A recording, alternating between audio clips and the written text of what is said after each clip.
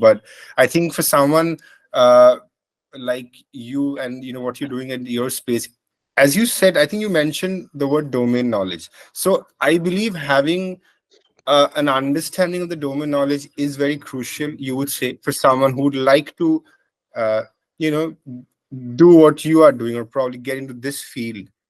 So someone like you said, you came from a very different background, like a digital marketing background, and not a very science background. And so for our courses, there are many people who are kind of trying to transition, because as they say, like, data is a new IT, or data is a new fuel. Like, you keep hearing all these terms everywhere. So I have noticed that many of these learners, they're coming from commerce background, engineering background, but not really technical coding, computer science backgrounds. So people are trying to get into this data world without even clearly knowing what they're coming into for. So what would be your advice, or maybe some of the tips that you would give them, looking back at your journey, someone trying to transition to the data career, analytics, and this whole new boom of data science? So I'll break that down into three components actually. First component is understanding what data and analytics business is all about. Many use this blanket statement, I want to get into the data and analytics industry. But as I was explaining earlier, there are many value chain components to data analytics business, right? Do you want to be a data engineer? Do you want to be a data analyst? Do you want to be a business intelligence analyst? Do you want to be a data scientist, which requires advanced statistical knowledge? Or you want to be an ML ops engineer? Do you want to be an AI strategist, or you want to be an analytics generalist, right? Many try to bucket themselves under the analytics or data generalist profiles because it's easy, right? You learn few things superficially, you're master of none, jack of many, and you get into the industry and say, okay, I want to do these things a broad level, and then they call themselves data scientist or data analyst or whatever they want to call themselves.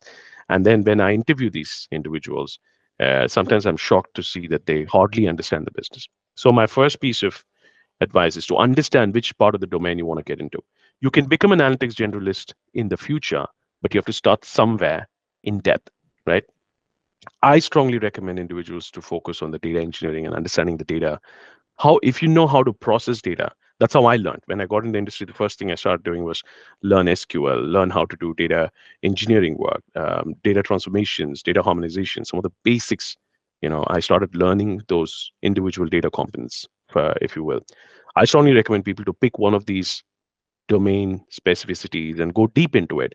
And then you can expand your knowledge, because what happens is that once you're grounded on something, for you to bubble on top of it and understand the larger scope is much easier. So first piece of advice, get deep. Don't try to be superficially involved in a data science or on a data analytics ecosystem.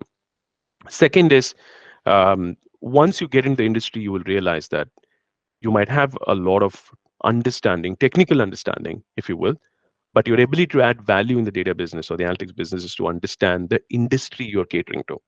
Like, for example, a CPG uh, data set, data ecosystem versus a tech industry data ecosystem. There are some similarities, but there are a lot of industry nuances in them, right?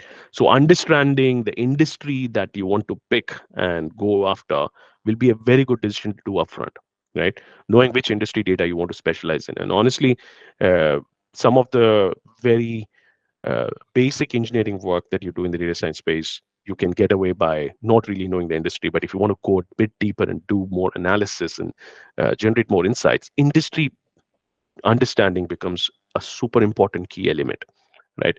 So know the industry you want to cater into.